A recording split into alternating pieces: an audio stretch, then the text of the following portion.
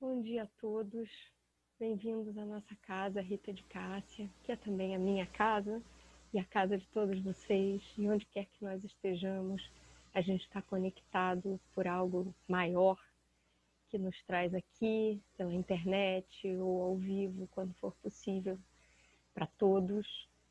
Mas o importante é que nós possamos valorizar esses momentos de estar conectados com o que o Rita de Cássia nos inspira e nos traz de conhecimento, de vivência e, sobretudo, de oportunidade. Em cada palestra, a gente ser um pouquinho melhor, sair um pouquinho melhor, aprender um pouquinho mais. E o estudo que eu venho trazer aqui para vocês hoje é baseado no Evangelho segundo o Espiritismo, capítulo 5º. O item é o item 20, cujo título é A Felicidade Não É Desse Mundo.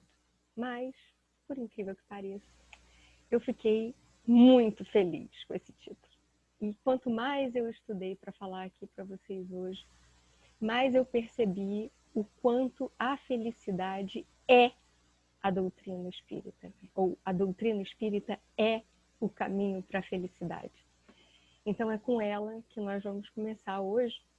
E eu sempre gosto de trazer referências muito práticas, muito dia a dia, porque espiritismo é sobre fazer, né? A gente precisa da filosofia, a gente precisa do conhecimento como ferramenta para que a gente possa botar em prática, não apenas para nós mesmos, mas para todos aqueles que estão ao nosso redor. Então eu fui buscar algumas coisas interessantes para contar para vocês, e eu vou me permitir ler. Essa é uma das vantagens de estar em casa. A gente tem aqui muito espaço para espalhar papel. E eu achei muito interessante quando eu vi que a ONU, em 2011, passou uma resolução, número 35/309, que diz, cujo título é Felicidade, rumo a uma definição holística de desenvolvimento. A Unesco, acompanhando, a ONU faz parte do mesmo modus operandi, no mesmo conglomerado, digamos assim, e eles passaram a defender a felicidade como um tema central para a educação.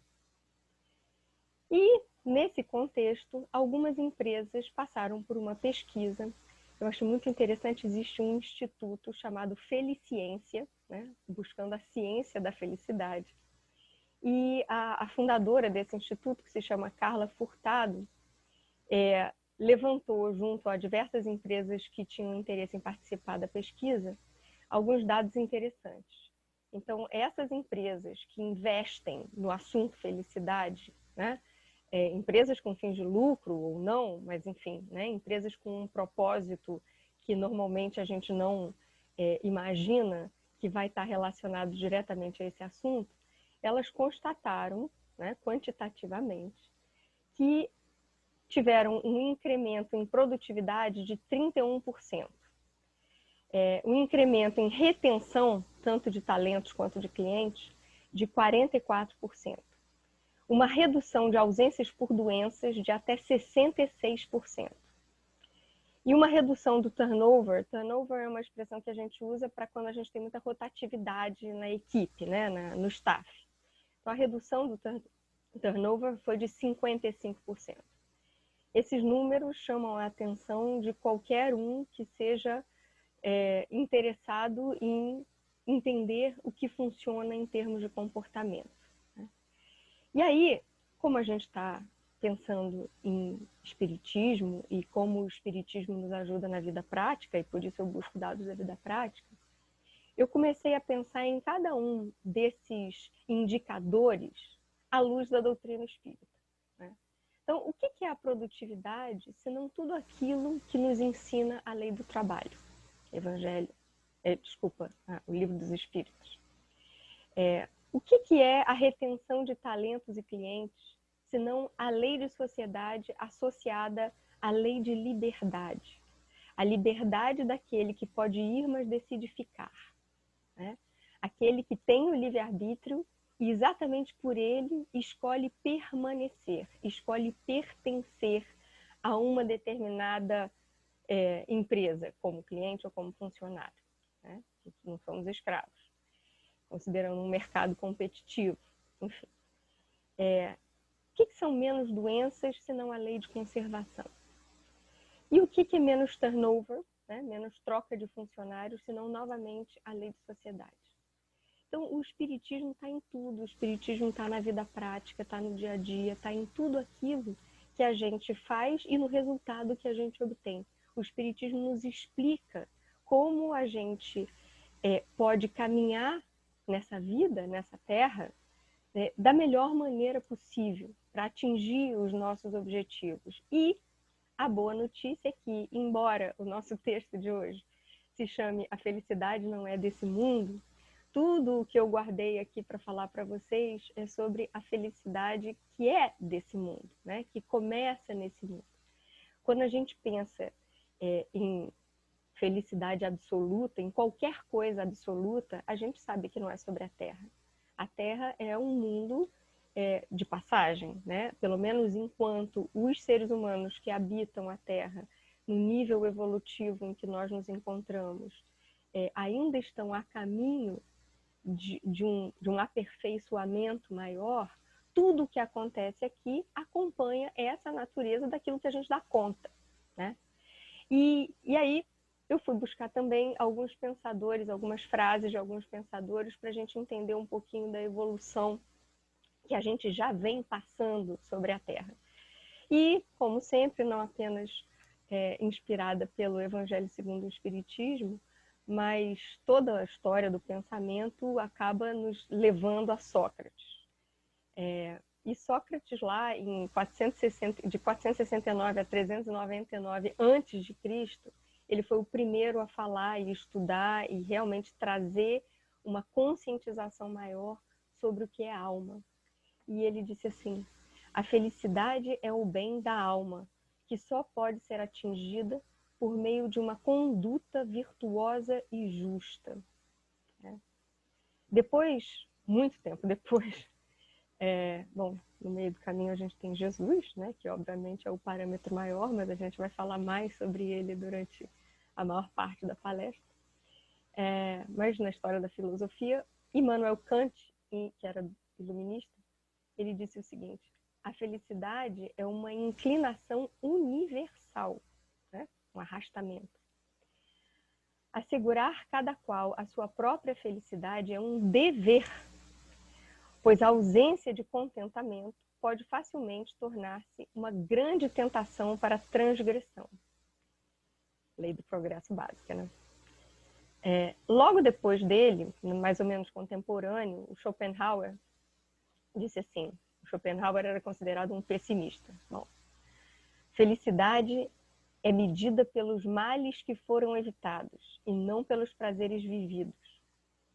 Não se vive para ser feliz. A felicidade não é desse mundo, fecha parênteses. Mas o menos infeliz possível.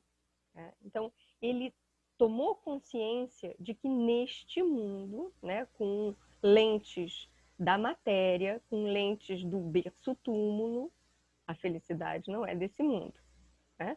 Mas já traz aí muito do que o espiritismo, né? Porque realmente o espiritismo tem tudo que a gente precisar para viver, está ali.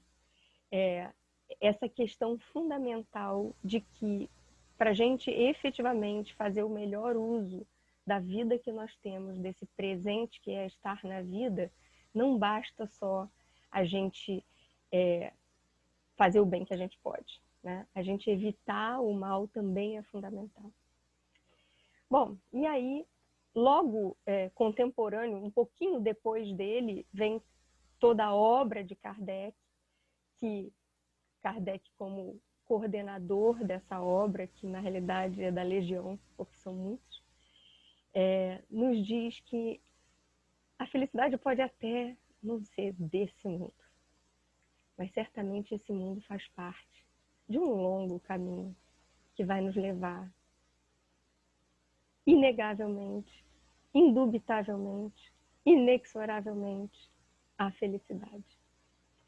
O que a obra espírita faz, que Allan Kardec coordenou de uma forma lógica para que ficasse mais palatável, mais acessível para todos nós, é o caminho para a felicidade.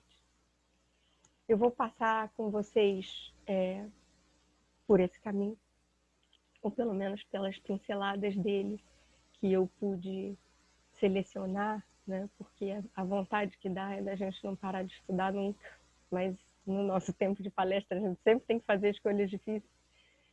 Mas antes eu queria dizer para vocês que só agora, né, Kardec, em 1853, começou a editar as obras espíritas, e só agora a ciência, a neurociência, começa a comprovar que a gente tem como aprender a ser feliz. A gente tem como treinar felicidade.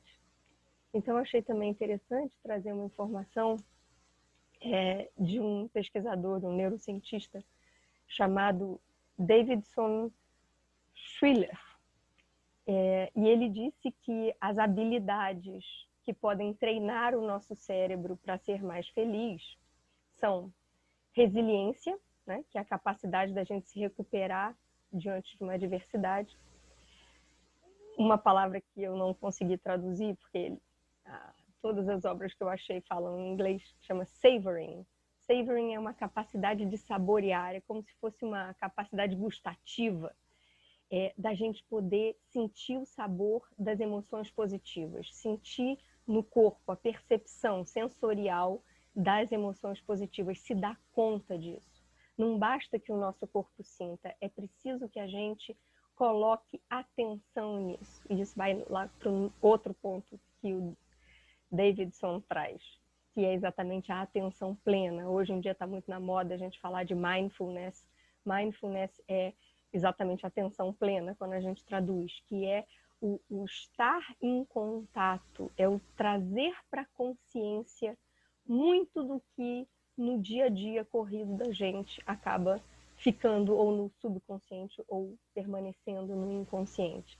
E aí a gente perde a oportunidade de realmente integrar essas sensações positivas, esses passos do caminho numa rota desejada, né? Porque muito desse percurso que a gente está trilhando com uma felicidade, com os mundos felizes, a gente não se dá conta. E quando a gente não se dá conta, muitas vezes a gente deixa pelo caminho informações preciosas. E aí a gente tem que voltar em algum momento para pegar o pedacinho que ficou para trás, para poder então continuar, integrar e crescer e trazer para a consciência e ser maior. E como diria a benfeitora Joana de Ângeles, integrar o eixo ego-self. Ou seja, aquele pouquinho que a gente vai dando conta em cada vida vai fazendo parte de um mosaico cada vez maior, cada vez mais nítido, cada vez mais iluminado da totalidade do que nós somos, que inevitavelmente é para ser feliz, né? É para ser similar a Deus, é para chegar a sermos um dia um espírito puro, um espírito feliz, um espírito crístico. Em algum momento todos seremos, né? Espero encontrar todos vocês lá. Espero que cheguemos o quanto antes, embora saiba que falta muito, mas isso nos dá esperança. E aí, só para finalizar aqui, o nosso amigo Davidson, a última característica que ele diz que nós podemos treinar o nosso cérebro para desempenhar é a generosidade.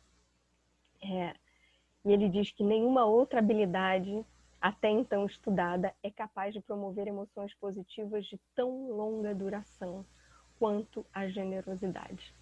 E é exatamente todas essas características que a gente tem na obra espírita, muito mais aprofundada, né? Muito mais exemplificada, se não por quem?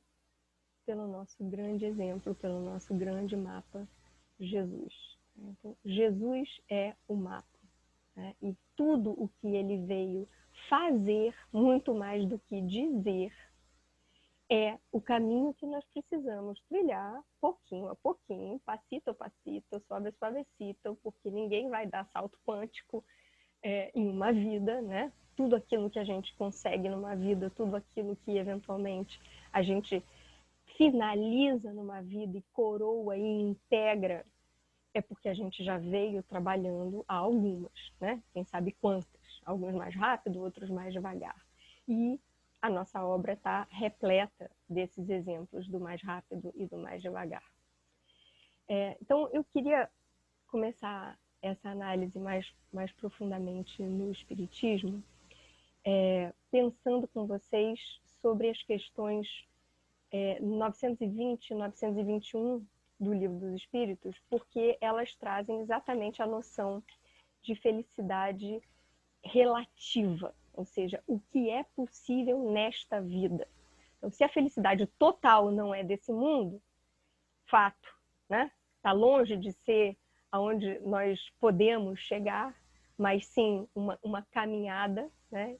Tem uma frase muito bacana que eu esqueci agora o nome do autor, que diz que felicidade não é uma estação onde se chega, mas sim uma forma de caminhar. Claro que ele está falando da felicidade berço-túmulo, né? Mas essa meta-felicidade, que é o nosso norte, o nosso guia, digamos assim, também tem tudo a ver com um outro trecho fundamental do Evangelho segundo o Espiritismo, que é o que diz que, onde Jesus diz, meu reino não é desse mundo. Né? O nosso destino é o reino de Deus, é o que Jesus veio exemplificar, mas certamente não é desse mundo.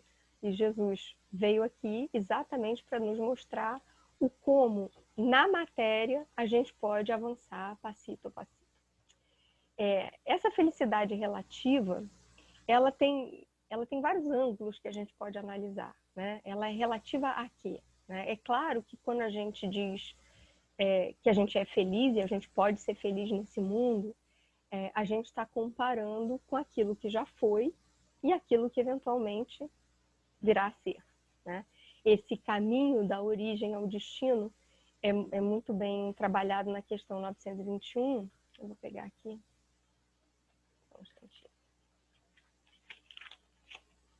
Então, a 921 diz assim... Bom, primeiro a pergunta, né? Concebe-se que o homem... Eu preciso dos óculos. Concebe-se que o homem será feliz na Terra quando a humanidade estiver transformada, mas, enquanto isso, cada um pode garantir para si uma felicidade relativa?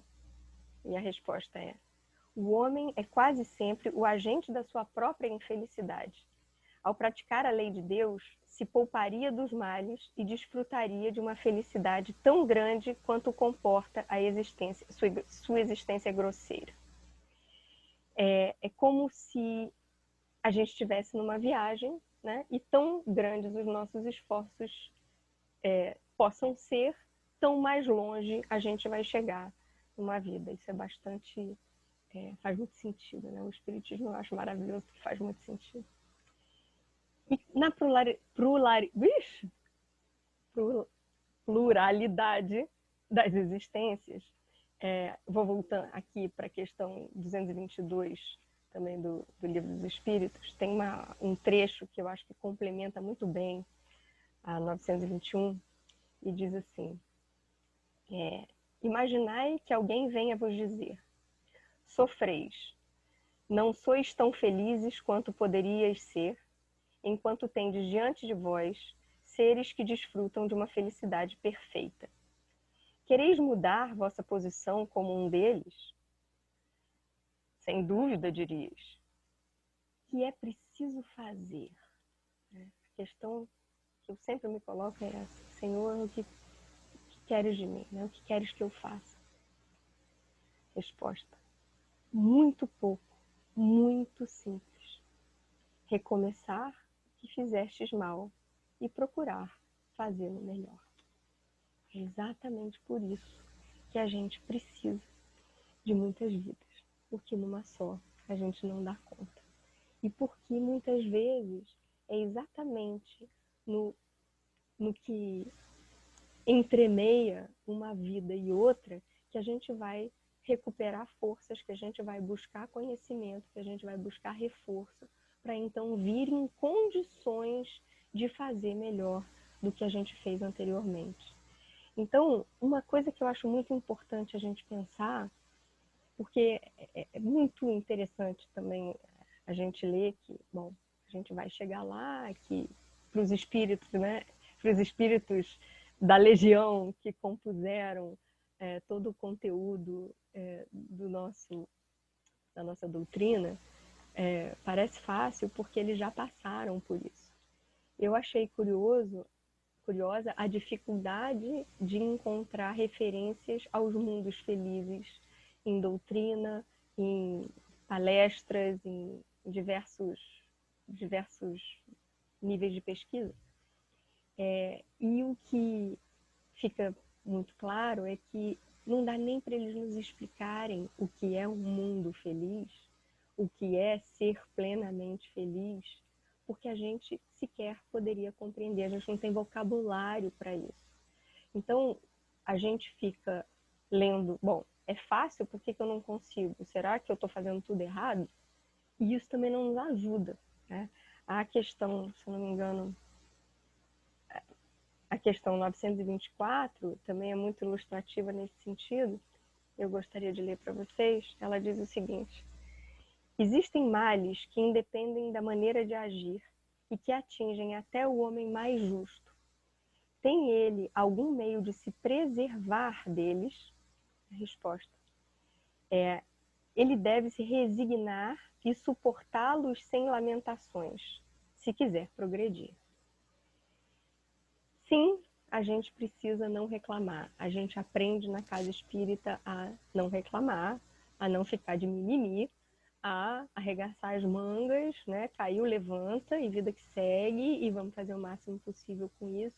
Tem histórias sensacionais do quanto um espírito evoluiu numa vida graças a tudo que precisou passar de difícil. Aliás, um comentário que eu acho muito importante. Quando a gente lê O Céu e o Inferno e tem, né, um grande apanhado, né, dos relatos de espíritos considerados felizes, eles são felizes dada a base que é o nosso nível evolutivo. Pessoal que desencarnou bem, né? Viveu bem, morreu bem.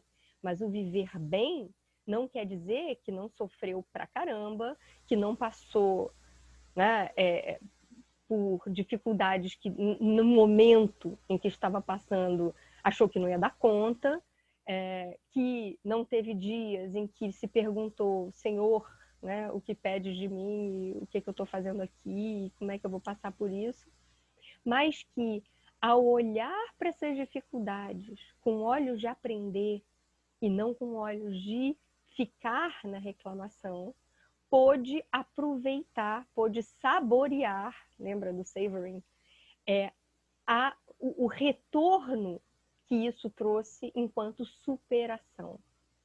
E ao viver dessa forma, a exemplo, ainda que humilde, do que o Cristo nos ensinou, sem querer devolver o mal que recebeu, como dizia a tia Vera, né?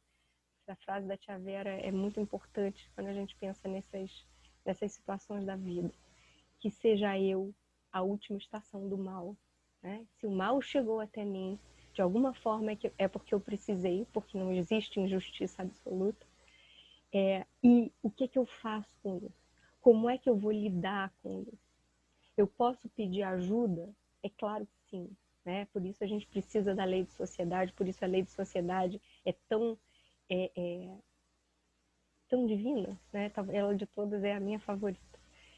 O quanto nós somos insuficientes e, consequentemente, interdependentes, e é só através desse contato com o outro que a gente vai efetivamente conseguir dar o próximo passo.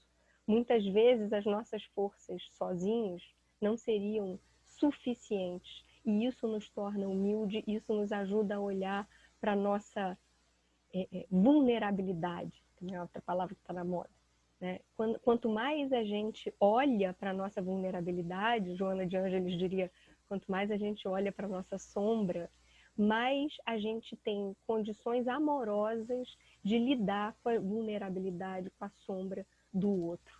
E quanto mais a gente consegue ter esse olhar para o outro e se igualar em humanidade com o outro, mais a gente consegue rumar para ser um com Deus, né? Porque se a gente vai ser um com Deus em algum momento, que é a pura felicidade, a gente precisa ter a todos dentro do nosso coração, não a um ou a outro, né? E aí entra daria para a gente fazer várias palestras aqui sobre amar os inimigos, sobre o reconcilia-te já com teu inimigo enquanto ainda estás neste caminho, né? Porque senão novas estradas serão necessárias, porque no final das contas a gente vai chegar a um ponto em que a gente vai, assim como Cristo, que já não tinha mais sombra, olhar para tudo aquilo que foi difícil na nossa vida, nas nossas vidas, e olhar para tudo isso com gratidão.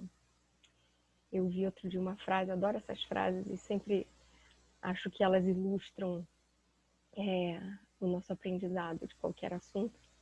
A frase dizia assim: gratidão torna tudo suficiente, né? Então, quando a gente consegue olhar com gratidão para o que a gente passou, para o que a gente recebeu, para todas as moedas, todos os talentos que a gente recebeu, os fáceis e os difíceis, os bonitos e os não tão bonitos, né? Aqueles que a gente pediu e aqueles que a gente recebeu porque precisava.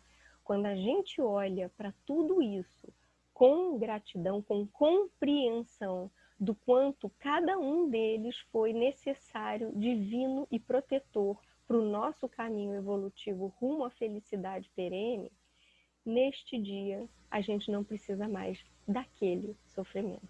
E é aí que a gente pode passar para a próxima fase do jogo, né? E aí a gente vai para outros e para outros, e assim vai a progressão dos mundos até nos levar para um mundo feliz. E por que que isso tudo é tão necessário, né? Por que que a gente está... por que que toda a doutrina espírita vem nos ajudar a olhar para esse caminho e saber percorrê-lo? Porque Deus, obviamente, quer a nossa felicidade, né? Porque a gente precisa desse caminho para chegar até Ele, porque se a gente já viesse pronto, né? O que, que a gente estaria fazendo aqui? E porque isso é importante, né? Isso é muito importante. Mas por que que é tão urgente? É tão urgente porque a gente está já há algum tempo falando e percebendo, e agora mais ainda, a meu ver, essa pandemia veio trazer à tona de uma forma inegável uma expressão que no espiritismo a gente chama de transição planetária. A gente está em vias de fazer uma passagem de nível vibracional no planeta Terra. A gente já está literalmente a caminho dessa transição planetária. Então, quando a gente pensa, né, se a gente pensar que vai passar um ônibus que nos leva para um mundo melhor, um mundo de regeneração, ainda não é o mundo feliz que a gente sonha e que a gente um dia vai poder galgar, mas já é um mundo em que o bem prevalece. Tem o mal? Tem. Né? Na Terra tem bem e tem mal, mas o mal prevalece. No mundo de regeneração, o bem prevalece.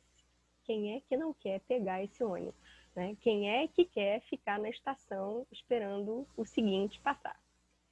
Então, nesse momento em que o ônibus está quase chegando, é quando a gente mais se dá conta de que o importante é agora também urgente.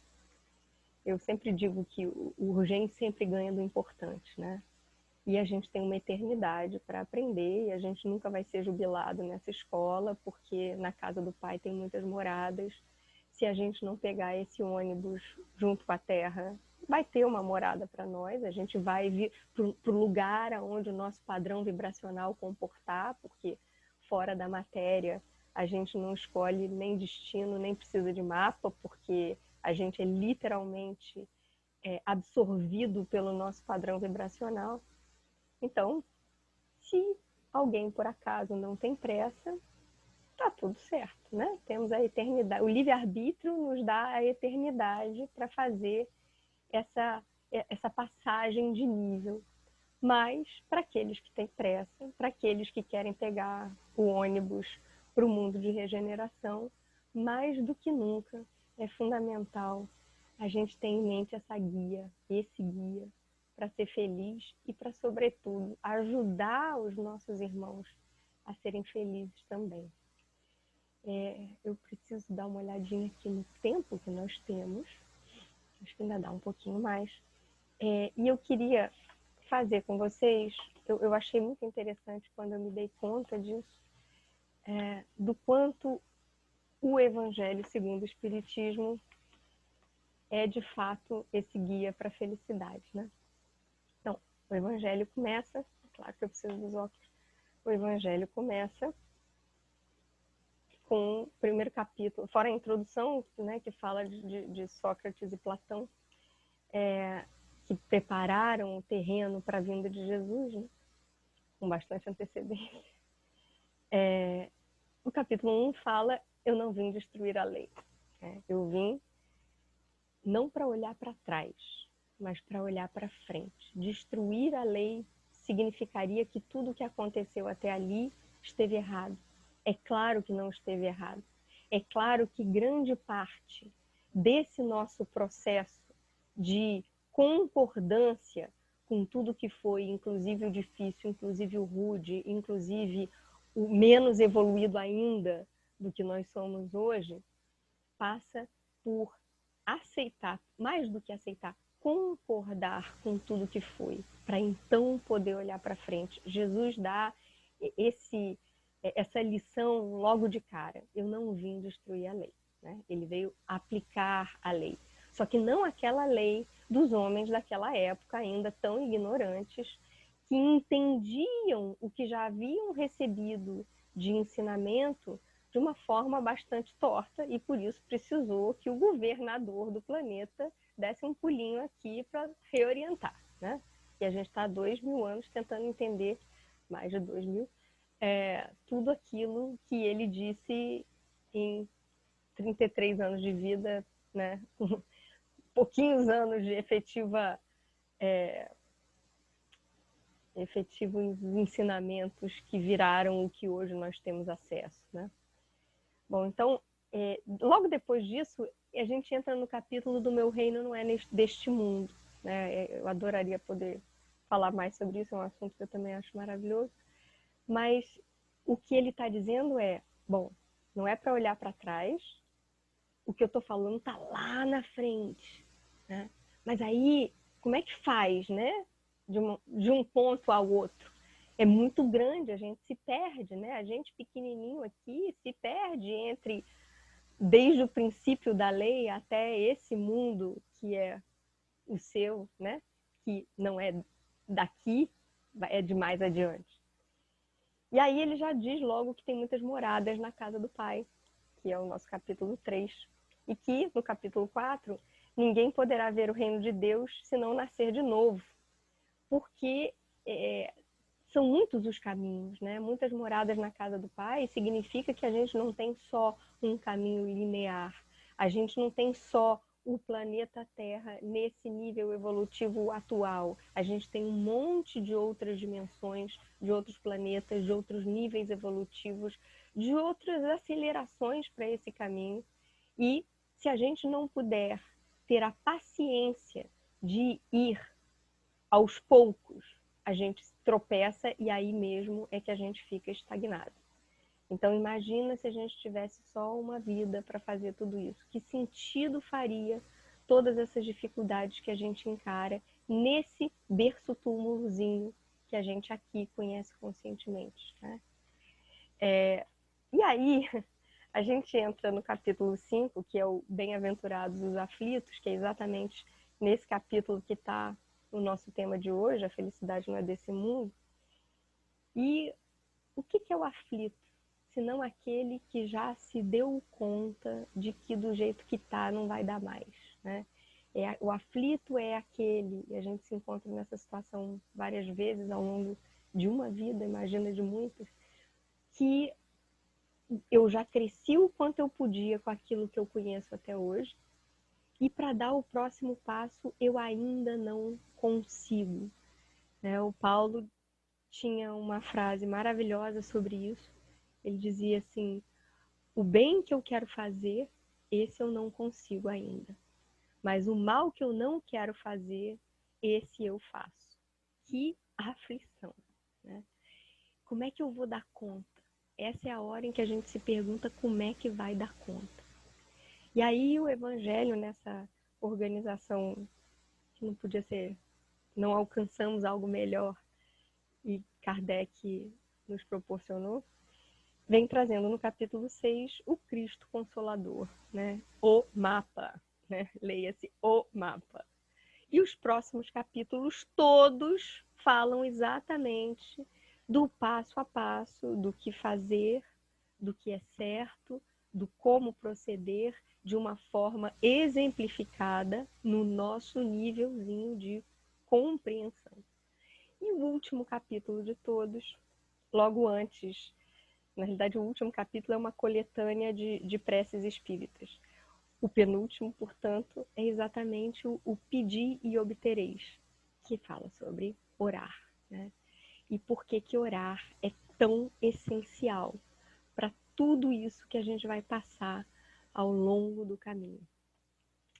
O Haroldo Dutra Dias, maravilhoso, né, como sempre, trouxe eu escutei uma palestra dele de um tema correlato a esse que nós estamos falando, e ele diz que assim, o pedir e obtereis, né, pressupõe que a gente tenha uma simples equação em equilíbrio. E essa equação é a que fala que felicidade, né, é igual a expectativa sobre realidade, né? Quando a expectativa e a realidade estão equilibradas, a gente tem o nosso desejo, o nosso pedido atendido. Se está desequilibrado, é porque tem alguma coisa que a gente precisa rever. Nessa equação, obviamente, a realidade é um dado, é um fato. A gente não muda a vida como ela é. Então, o que a gente tem para mudar é a expectativa. E orar não é sobre simplesmente chorar as nossas mazelas e esperar que caia do céu, né? Isso a gente já sabe bem. Orar é educar a nossa expectativa, é educar a nossa capacidade de compreender essa realidade e poder, em algum momento, igualar expectativa e realidade. E o que nos ajuda, né? O primeiro passo para a gente poder trabalhar essa equação é o que o Livro dos Espíritos traz na questão 919, que também é uma das minhas favoritas e sobre a qual Joana de Ângeles escreveu, através de Divaldo, 16 obras, né? A série psicológica de Joana de Ângeles, que é o Conhece-te a ti mesmo. Então, o primeiro passo para a gente poder concordar com a vida como ela é, acertar o equilíbrio da nossa equação de felicidade, baseado nas nossas expectativas, é começando por nós mesmos, né? É sempre começando por nós mesmos. Não haveria justiça se a gente precisasse começar por algo que está além da nossa capacidade, além da nossa compreensão, além das nossas possibilidades de efetivamente avançar em uma vida. Então, o conhece-te a ti mesmo é trabalho para muitas vidas, sem dúvida alguma. Aliás, não é por acaso, né, que Platão é o que inaugura, né, a introdução do Evangelho segundo o Espiritismo. Platão foi, na sua época, considerado o homem mais inteligente porque ele sabia que não sabia o suficiente, né? Só sei que nada sei, e, consequentemente, ele corria atrás para saber mais e mais. E essa não expectativa de saber o suficiente o tornava um eterno buscador desse conhecimento de si mesmo, né? E quanto mais a gente precisa olhar para aquilo na gente que não está bacana, né? Que não é bonito, que é exatamente a sombra, que é exatamente o que ainda precisa ser trabalhado e a gente ainda não deu conta, por isso está na sombra, mas a gente se aprimora e aí a gente pode, a partir de um determinado ponto, parar de botar a culpa nos outros, né? Assumir que o que acontece na nossa vida é conosco, o que está no meu quintal é meu, né? Se não está cheirando bem, fui eu que não limpei ou fui eu que coloquei para debaixo do tapete. E quando eu tomo essa coragem, quando eu tenho essa capacidade de levantar meu próprio tapete, limpar a minha própria casa, eu então posso começar a olhar para o outro com muito mais realidade e passar a concordar com o outro como ele é. Eu não consigo olhar para o outro e concordar com o que ele é, tão humano quanto eu, se eu não tiver feito isso primeiro conosco, primeiro comigo mesmo, né? Então é por isso que não dá para queimar etapa, né? E olhar para o outro como ele é e amá-lo como ele é, obviamente é essencial para então eu conseguir concordar com a vida como ela é, com todos os outros como eles são e, sobretudo, com essa dinâmica que nos une a todos os dias, queiramos ou não, olhemos ou não, estejamos conscientes ou não, operando efeitos sobre o nosso percurso rumo à felicidade. E eu queria finalizar, porque o nosso tempo já está terminando, mas eu trouxe uma imagem muito especial para vocês e aproveitando aqui os benefícios da tecnologia, eu vou compartilhar essa imagem aqui com vocês. Já vai aparecer na tela. Essa daqui eu quero é a de cima. Eu quero a de cima.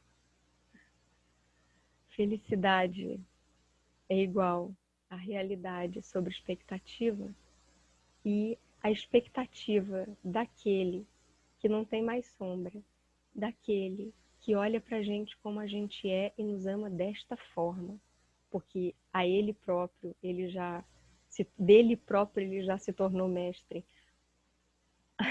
há muitos mais milhões de anos do que a gente pode contar.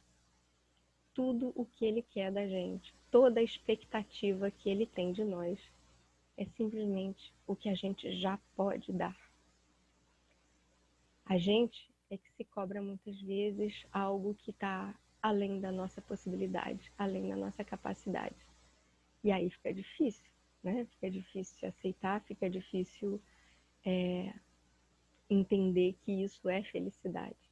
Mas quanto mais a gente puder olhar para nós mesmos, né?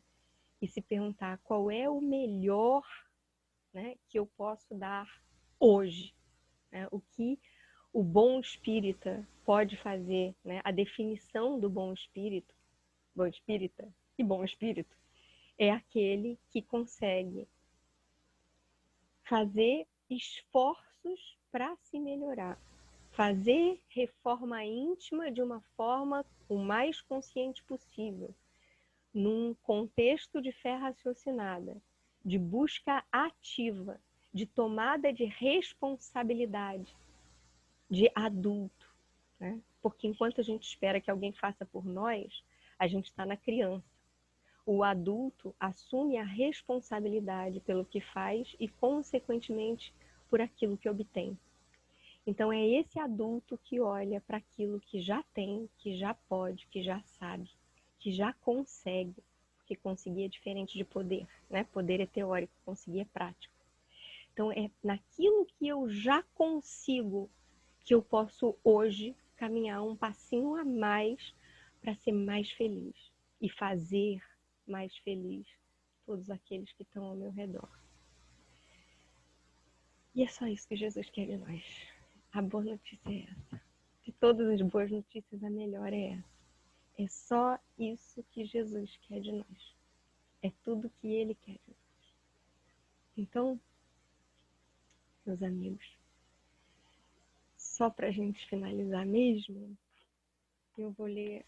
Eu pensei numa poesia, mas tudo que vinha à minha cabeça era a música que eu mais adoro, que provavelmente todo mundo conhece, e eu não vou finalizar essa palestra cantando, porque vocês merecem coisa melhor. Mas a música é o que é, né, do Gonzaguinha. Eu vou só ler para vocês, para quem não lembra da letra toda. Viver e não ter a vergonha de ser feliz. Cantar e cantar e cantar a beleza de ser um eterno aprendiz. É o que dá para fazer nessa vida. Ah, meu Deus, eu sei que a vida devia ser bem melhor e será. Mas isso não impede que eu repita. Já é bonita e é bonita. E a vida, diga lá o que é, meu irmão. É a batida de um coração, é uma doce ilusão. Ela é maravilha ou é sofrimento? É alegria ou lamento? O que é, meu irmão? Há quem fale que a vida da gente é um nada no mundo. É uma gota, é um tempo que não dá um segundo. Um segundo é uma vida comparada à eternidade, né? Fecha parênteses. Há quem fale que é um divino mistério profundo.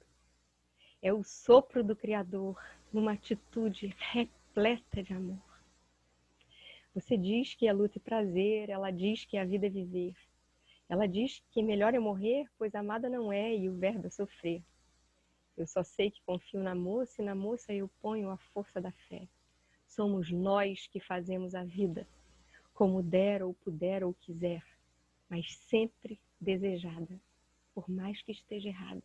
Ninguém quer a morte, só saúde e sorte. E a pergunta roda, a cabeça agita, né? Bem-aventurados os aflitos. Eu fico com a pureza da resposta das crianças. É a vida, é bonita e é bonita. E que a vida de todos nós seja abençoada por essa doutrina maravilhosa que nos permite acelerar o nosso caminho para o destino maior, para o encontro com todos aqueles que nós já amamos e amaremos, junto do Pai, aonde a gente não vai mais.